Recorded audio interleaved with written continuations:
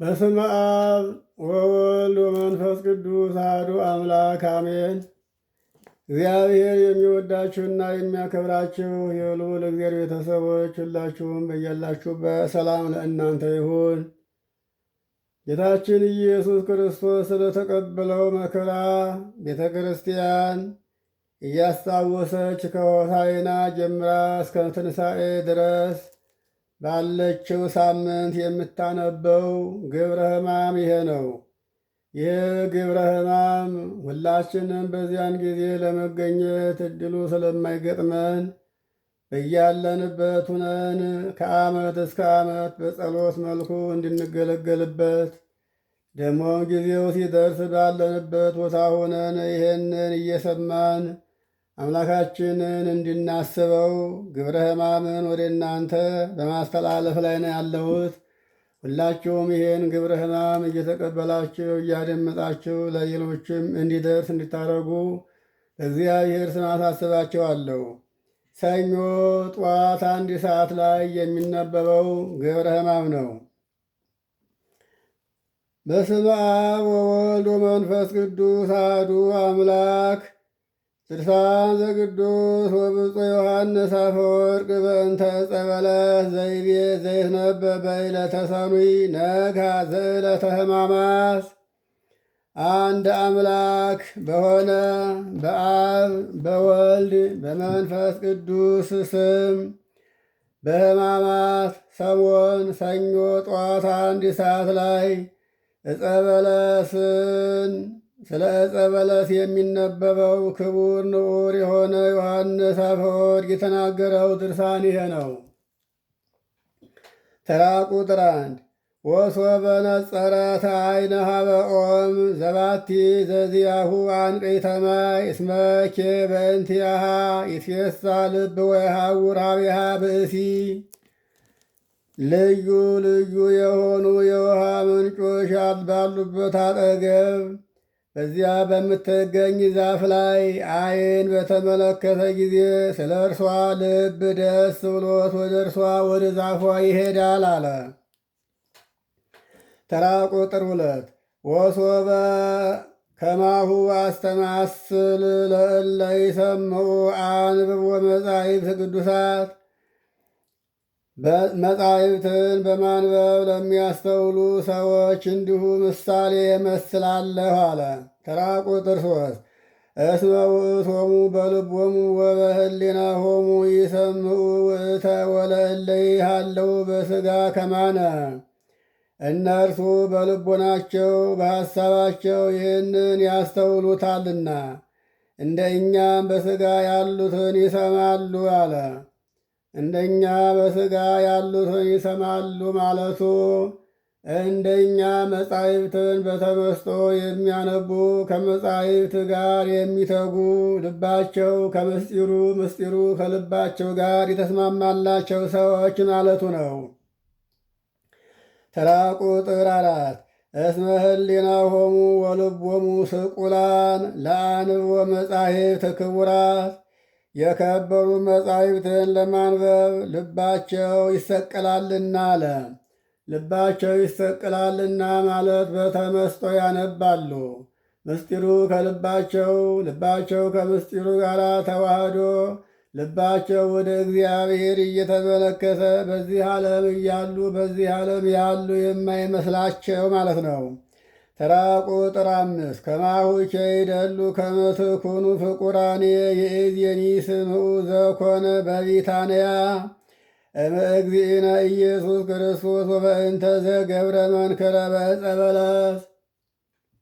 ወንድሞቼ ሆይ እንዲሁ እናንተም እንዲሁ ልትሆኑ ይገባችኋል አለ።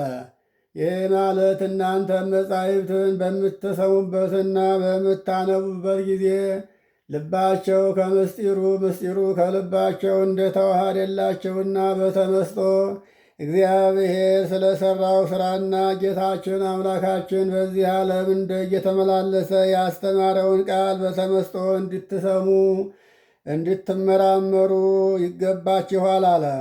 ከጌታችን ከኢየሱስ ክርስቶስ ዘንድ በቢታንያ በዕፀ በለስ ላይ የተደረገውን ድንቅ ተአምር ይህንን ተአምር ስሙ አለ። ጌታችን አምላካችን ኢየሱስ ክርስቶስ በቢታንያ በዕፀ በለስ ያደረገው ተአምር ምንድን ነው ከተባለ የማቴዎስ ወንጌል ምዕራፍ 21 ቁጥር 18 እስከ 22 ድረስ ያለውን መጽሐፍ ቅዱስን መመልከት ነው። ጌታችን አምላካችን ኢየሱስ ክርስቶስ ከከተማ ወጥቶ ተራበ ነው የሚለው። በተራበ ጊዜ የበለስ ቅጠል አይቶ ፍሬ ይገኝባታል ብሎ ሲሄድ በለሷ ግን ከቅጠል በቀር ምንም አልተገኘባትምና ለዘላለም ፍሬ አይኑርብሽ ብሎ የረገማትን ይህንን አስቡ እያለ ነው ዮሐንስ የሚናገረው። ተራ ቁጥር 6 ይቤ ቅዱስ ለእመኒ ያሃሎኩ በሥጋ አምር በልቤ ወህሊናየ ውእተ ግብረ ወአነ አነብብ ዘሀገረ ዘገብረ ፈቃዱ ለእግዚአብሔር ኢየሱስ ክርስቶስ በይእቲ ዕፀ በለስ። ቅዱስ ዮሐንስ አፈወርቅ እንዲህ አለ። በሥጋ በዚያን ጊዜ ከዛ ቦታ ባልኖርም ያንን ሥራ አሁን በልቤና በመንፈሴ ያውቀዋለሁ አለ። ጌታችን አምላካችን ኢየሱስ ክርስቶስ ይህንን በተናገረበት ጊዜና ያችን በለስ ፍሬ አይገኝብሽ ብሎ በረገመበት ሰዓት ከእሱ ጋር የነበሩት ሐዋርያት እንጂ እነ ዮሐንስ አፈወርቅ አልነበሩም። ስለዚህ ዮሐንስ አፈወርቅ በዚያን ጊዜ ከእሱ ጋር ባልኖርም ያን ጊዜ የሆነውን ነገር አሁን በልቤና በመንፈሴ ያውቀዋለሁኝ አለ። የጌታችንን የኢየሱስ ክርስቶስን ፈቃድ በዚያች በለስ እንጨት ላይ ያደረገውን እኔ እንዲሁ አነባለሁ አለ። ተራ ቁጥር 8 እስመ ኮነት ይእቲም ቅድመ ምጽአቱ ለእግዚእነ ኢየሱስ ክርስቶስ አብሃ አሜሃ በቆለት ወአስረጸት ቆጽለ። ያቺ በለስ ጌታችን አምላካችን ኢየሱስ ክርስቶስ ወደ እርሷ ከመምጣቱ በፊት ለምልማ ቅጠል አውጥታ ነበር አለ። ተራ ቁጥር 8 ወበጊዜ የላ እግዚእነ ኢየሱስ ክርስቶስ ኢይኩን በውስቴትኪ ፍሬ የብሰት ወተሰረወት። ጌታችን አምላካችን ኢየሱስ ክርስቶስም ያን ጊዜ በውስጥሽ ፍሬ አይሁን፣ አይኑርብሽ፣ አይገኝብሽ ባላት ጊዜ ወዲያውኑ ደረቀች፣ ከስሯም ተነቅላ ወደቀች አለ። ተራ ቁጥር 9 ይህ ወንጌል ቅዱስ በዛቲ ዕለት ጸብ ይሆን ዘያዕርግ እግዚእነ ኢየሱስ ክርስቶስ ርህበ ወረያ ለበለስ አቲ ውስተ መንገድ ወሆረ ሀቢያ ወአልቦ ዘረከበ በውስቲታ ፍሬ ዘእንበለ ቆጽል ባሕቲታ። ጌታችን ኢየሱስ ክርስቶስ ቅዱስ ወንጌል እንደተናገረ እንዲህ አለ። በዚያች ቀን በነጋ ጊዜ ወደ ከተማ ሲወጣ ጌታ ኢየሱስ ተራበ። በመንገድም የበለስን ዛፍ አይቶ ወደ እርሷ ፍሬ አገኝባታለሁ ብሎ ሄደ። ነገር ግን በውስጧ ያገኘው ፍሬ የለም፣ ቅጠል ብቻ እንጂ አለ። ከቅጠል በስተቀር ፍሬ አልተገኘባትም አለ። ተራ ቁጥር 10 ወይቤላን ከኢይኩን ፍሬ በውስቴትኪ ለዓለም ወየብሰት በጊዜያ ይእቲ በለስ። እንግዲህ ወዲህ ለዘላለም ፍሬ አይገኝብሽ ብሎ በረገማት ጊዜ ያችን በለስ ወዲያውኑ ደረቀች፣ ወዲያውኑ ከስሯም ተነቅላ ወደቀች አለ። ተራ ቁጥር 11 ይህ የቅዱስ ዮሐንስ በጊዜያ የኢቲ በለስ ወይብ የቅዱስ ዮሐንስ ወበሳለይኩ ውስተ ዝንቱ ግብር እደነግጥ ወይትከፈል ልብየ ሰባለይኩ እህስ ዘንተ ቃለ ወዘንተ መንክረ። ቅዱስ ዮሐንስ እንዲህ አለ። ይህንን ሥራ ባሰብኩት ጊዜ እደነግጣለሁ። ይህንንም ቃልና ይህን ድንቅ ሥራ ለመመርመር ባሰብኩ ጊዜ ልቤ ይከፈልብኛል አለ። ተራ ቁጥር 12 ወሶበን የጽርሃበ ዝንቱ መንክር ረክብ ህሊና ውሉጠ። ወደዚህም ድንቅ ሥራ በተመለከትኩኝና ባሰብኩ ጊዜ ልዩ የሆነ ሐሳብ ይመጣብኛል አለ። ተራ ቁጥር 13 ወበከመ ዘይሬኢ ብእሲ ሀበ አስከሬነ ወርቅ ዘውስቴቱ ባሕርያት ክቡራት ዘብዙ ሴጦሙ ወዝንቱ ጽሑፍ ምስጢር ህቡዕ ወይፈቅድ እምዝ ከመ ይራይ ሀበ ውእቱ አስከሬን ዘያንጸበርቅ እምብርሃነ እሉ ባሕርያት ዘውስቴቱ። የተሰወረ ጽሑፍ ተጽፎበት ዋጋቸው ብዙ የሆነ የከበሩ አይናቁን ወደ ያዘ ሳጥን ወደ ያዘው የወርቅ ሳጥን እንደሚመለከት ሰውና በውስጡም ካሉት አይናቁ ብርሃን የተነሳ ወደሚያንጸባርቀው የወርቅ ሳጥን ያይ ዘንድ እንደሚቸኩል ሰው ሆንኩኝ አለ።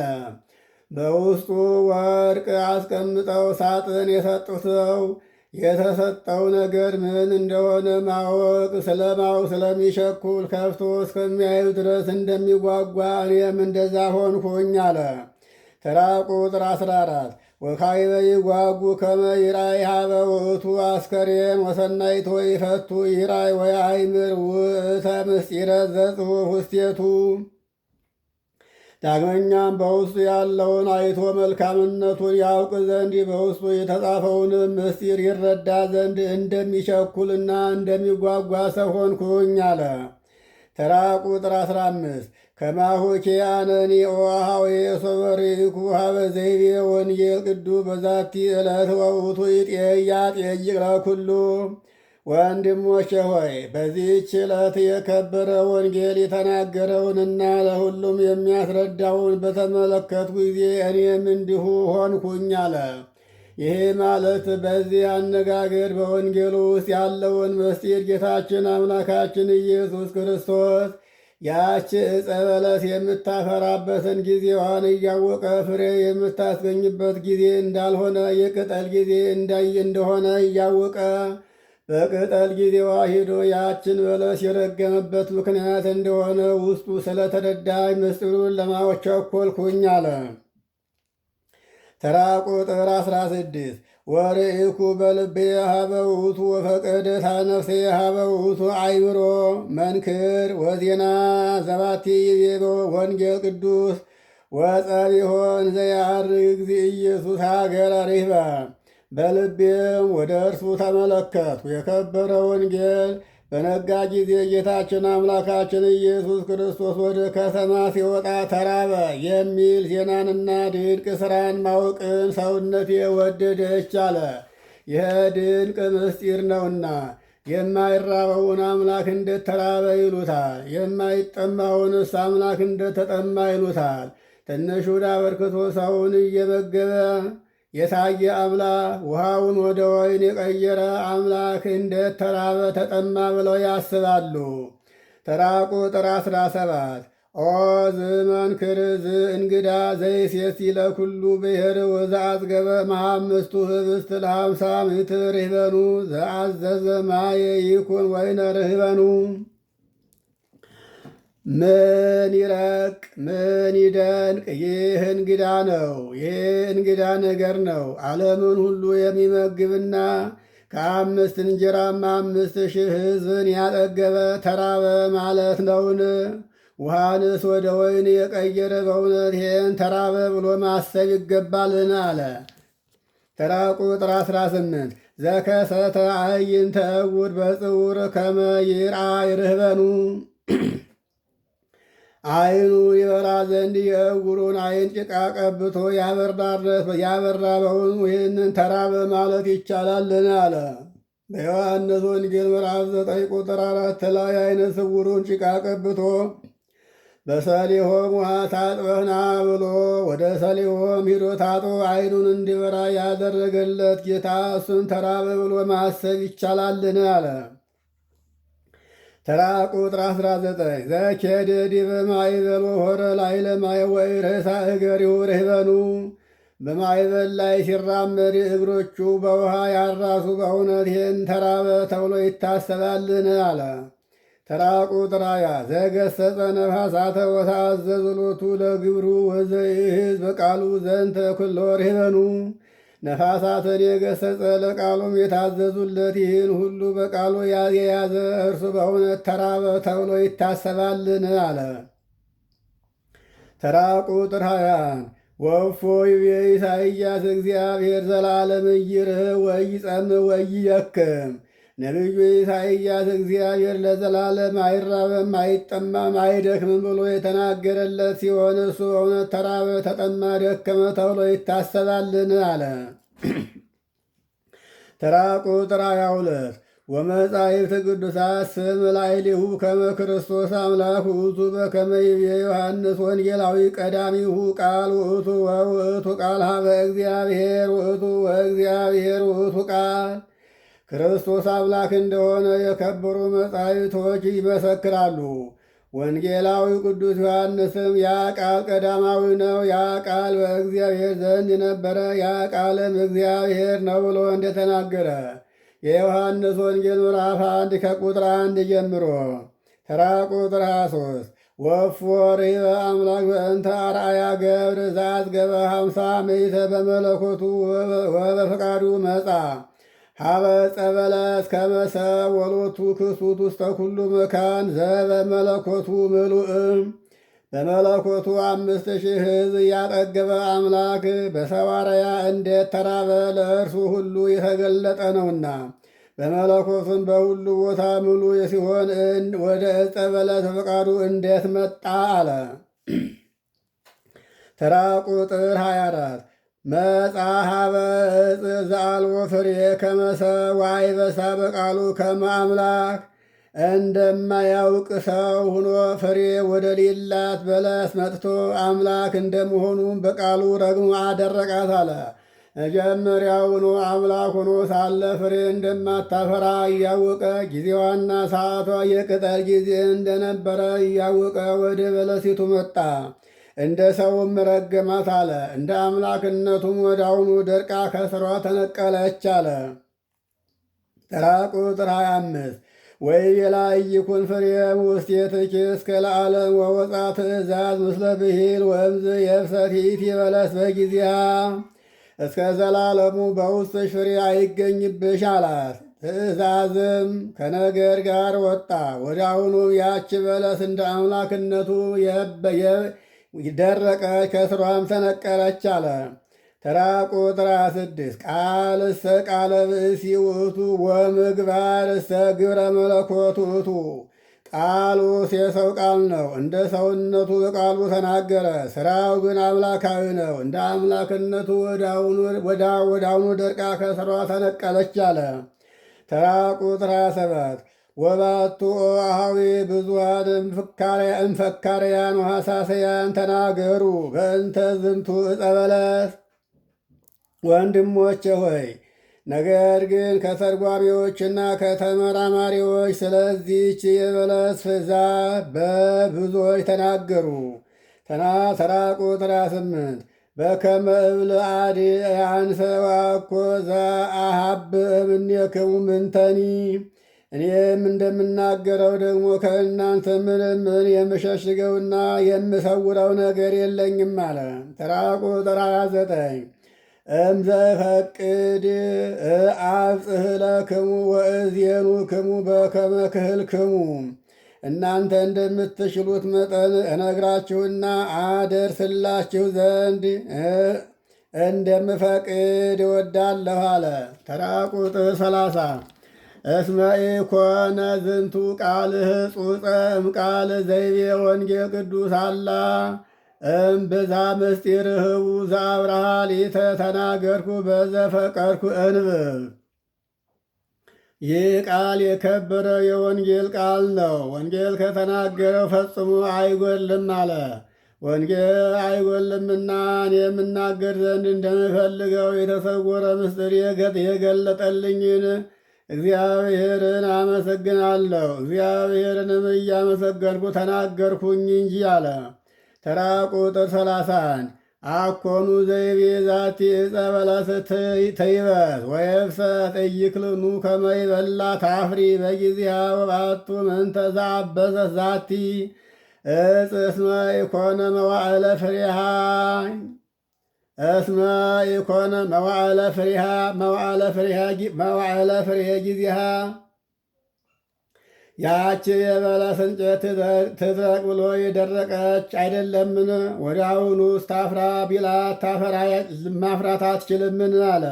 ነገር ግን ይህች ዕፅ ምን በደለች? ያን ጊዜ የፍሬ ወራት አልነበረምና ፍሬ አልተገኘባትም አለ። ጊዜዋ የቅጠል ጊዜ እንጂ የፍሬ ጊዜ አልነበረምና። ተራ ቁጥር 32 በከመ ስማ ኮነ ማርቆስ ወንጌላዊ ከመ መዋዕለ ክረምት ውእቱ። ወንጌላዊ ቅዱስ ማርቆስ የክረምት ወራት እንደነበረ መስክሯልና፣ ጊዜው የክረምት ወራት ስለነበረ ፍሬ አልነበረባትም። ጊዜዋ ግን የቅጠል ጊዜ ስለነበረ በጊዜዋ ያስገኘችው ቅጠል ነበር አለ። ተራ ቁጥር 33 ወባቱ ኮነ አብየ እስመ ንሕነ ረከብነ እግዚእነ ክርስቶስ ያከብርዎ እምገጽ ወያቅፍዎ እምገጽ ያከብርዎ በእንተ ቃሉ ዘይቤ የብሰት ወያስተሐቅርዎ በእንተ ተምኦቱ ኪያሃ። ነገር ግን ይህ ታላቅ ነገር እንደሆነ አይተናልና ጌታችን አምላካችን ኢየሱስ ክርስቶስን በአንድ ወገን ሲያከብሩት በአንድ ወገን ይንቁታልና አለ። ይነቅፉታልምና ደረቀች ስለሚለው ቃል ያከብሩታል። እርሷን በመቆጣቱ ደግሞ ይነቅፉታል አለ። ተራ ቁጥር 34 ወባቱ ኦአሃዊ አብይ ምስጢር ውእቱ ጥቀ ወዝንቱ ግብር ሰማያዊ ዘይት ሊዓለም ልብ። ነገር ግን ወንድሞቼ ሆይ እጅግ ታላቅ ምስጢር ነው። ይህም ሥራ ከልብ ከፍ ከፍ የሚል ሰማያዊ ሥራ ነው አለ። እንግዲህ ጌታ ሰው እንደመሆኑ ሲረግማት እንደ አምላክነቱ ደግሞ ወዲያውኑ ደርቃ ተነቅላ መውደቋን አለ። ተራ ቁጥር 35 ወብዙሃንም ፈካርያን ይቤሉ ከመ ይእቲ ጉባኤ አይሁድ ሶበ መጽሐ የሆሙ ኢየሱስ ክርስቶስ ይህስስ እምኔሆሙ ፍሬ ሃይማኖት ወኢረከበ ዘእንበለ መጻሕፍት ወነቢያት በከመ ቆጽ ዘአብጸለት። ከተርጓሚዎችም ብዙዎች የአይሁድ ጉባኤ እንደሆነች የተረገመችው ያች ዕፀ በለስ ተብላ የተረገመችው የአይሁድ ጉባኤ እንደሆነ የተናገሩ።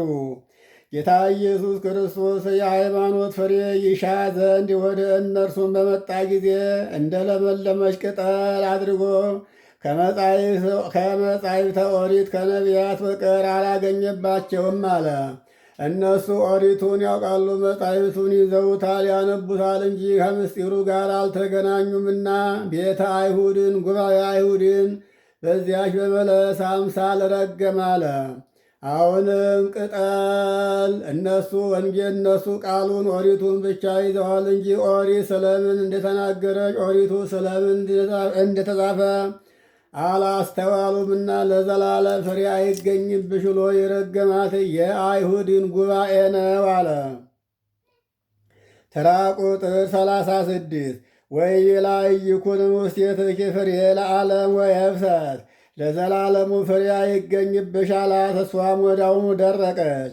ተራ ቁጥር 37 ወአንሰ ወፍቁራኔ ኅራይኩ እምዝንቱ ፍካሬ እስመ አልቦ ዘይከላአኒ ወኢንስቲተ ለለቦ እምኔሃ። ወንድሞቼ ሆይ ከዚህ ትርጓሜ የተነሳ እኔ ፈራሁ፣ ከእርሷ ጥቂት ብመራመር የሚከለክለኝ ነገር የለም አለ።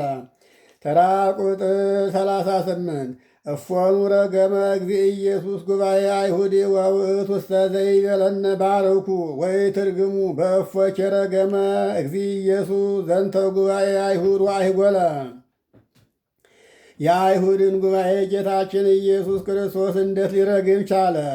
እርሱ መርቁ እንጂ አትርገሙ የሚል ሲሆን ይህን የአይሁድ ጉባኤ እንዴት ረግሞ ያጠፋል አለ። ተራ ቁጥር 39 ወውእቱ ዘይቤ ኢመጻ ወልደ እጓለ እመሕያው ለሃጉል አላ ከመ ይስት ወያድኅን ዘተሃጉለ። እርሱ የሰው ልጅ ክርስቶስ ለማጥፋት አልመጣሁም። እርሱ የሰው ልጅ ክርስቶስ ለማጥፋት አልመጣሁም፣ የጠፋውን ለመፈለግና ለማዳን ነው እንጂ ብሎ የተናገረ ሲሆን እንዴት ቤተ አይሁድን እንዴት ጉባኤ አይሁድን ለማጥፋት ረገመ አለ። ተራ ቁጥር 40 ወለእመ ይቤለክሙ አሐዱ ወይም እንተኒ ወአብዝሃ ነቢበ ከመ ፍካሬ ይእቲ ንብሎኬ በእፎኬ ተከውን ጉባኤ አይሁድ። ሁሉም ሰው እያንዳንዱ እንደዚች አተረጓጎም ምንም ነገርን ቢያበዛ የአይሁድ ጉባኤ ከስሯ ተነቅላ ደርቃ እንደጠፋች ዘየብሰት እምስረዊሃ ወታውለት ከስሯም ተነቅላ እንደጠፋች አለ። ተራ ቁጥር 40 ወወፃለነ ዝንቱ አጽቅህ ሰናየ ፍሬ ጳውሎስ በዝንቱ አጽ ሰናየ ፍሬ ጳውሎስ ሐዋርያ መልካም ፍሬ ያለው አጽቅ ሐዋርያው ቅዱስ ጳውሎስ ከአይሁድ ጉባኤ ወጣልን እንለዋለን። ተራ ቁጥር 42 ወብዙሃንም ካልአን ተመሉ እምጉባኤ አይሁድ ዘነአምሮሙ አኮኑ እስጢፋኖስ ቀዳሜ ሰማዕተ እምኔሆሙ ዘተወግረ ማኅበ አይሁድ። ብዙዎች የምናውቃቸው ከአይሁድ ጉባኤ የተመለሱ አይደለምን? ከእርሳቸውም አይሁድ የወገሩት የሰማዕታት መጀመሪያ የሆነው እስጢፋኖስ ከእነሱ ጉባኤ የተገኘ አይደለምን? አለ። ተራ ቁጥር 43 ወኮነ የተናገር በጉባኤ ሆሙ በጉባኤያቸው ውስጥ ሲከራከራቸው የነበረ አንደበታቸውን ሲይዛቸው የነበረ መልስ ያሳጣቸው የነበረ እስጢፋኖስ አይደለምን? አለ። ተራ ቁጥር 44 አዊንሂ ረዲ አዊንሂ ረዲ ወፊኮር ረዲ ወካልአንሂ ብዙሃን ዘእሙራን አስማቲሆሙ በኀቤነ እለ ኮኑ ይጽአሉ ምስሌነ።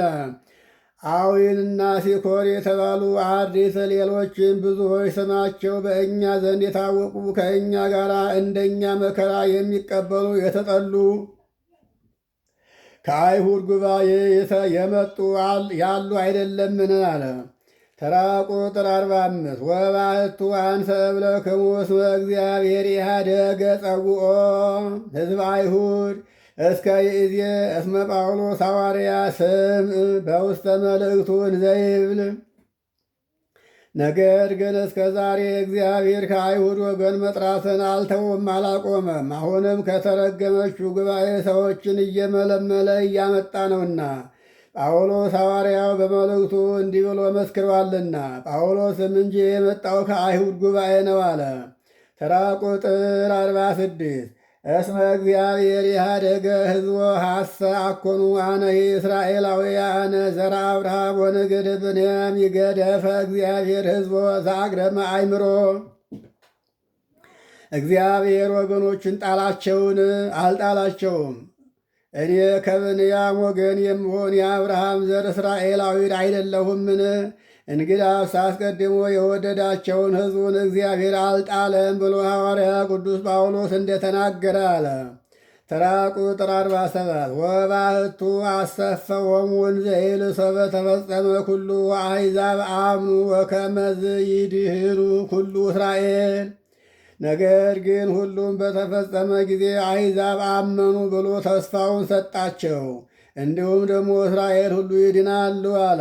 ተራ ቁጥር 48 እስመ አኮ ዘኮኑ በእንቲአነ አይሁድ በኀበ እግዚአብሔር ምኑናነ እስከለነ በጌጋዮሙ ይስሐለነ። በእግዚአብሔር ዘንድ ስለ እኛ አይሁድ የተጣሉ አይደለም፣ በእነሱ በደል እኛን ይቅር እስከሚለን ድረስ ነው እንጂ አለ። ተራ በእግዚአብሔር ዘንድ ስለ እኛ አይሁድ የተጣሉ አይደለም፣ በእነሱ በደል እኛን ይቅር ይለን ዘንድ ነው እንጂ አለ። ተራ ቁጥር 49 ለሊሁ ጳውሎስ ስም እንዘ ይብል እመንገለ ህየሰ ፍቁራንም ሙንቱ በእንተ አበዊሆሙ እስመ ጸጋ እግዚአብሔር ወጽዋዔሁ ኢሃዴጎሙ። ራሱ ጳውሎስ እንዲህ ሲል ተናገረ። አባቶቻቸው ስለ መመረጣቸው ወንድሞቻችን ናቸው። የእግዚአብሔር ጸጋ እነርሱን መጥራትን አልተወምና አለ። አሁንም እግዚአብሔር ወዳጆቹን ወገኖቹን ከመምከርና ከማስተማር ተአምራትን በማድረግና እነሱን ወደ እሱ ከመሳብ አልተመለሰም አለ። ለአድማጮች እንዳይበዛ እዚህ ላይ ከፍለነዋል። ይህን ድርሳን አሁንም እንቀጥላለን።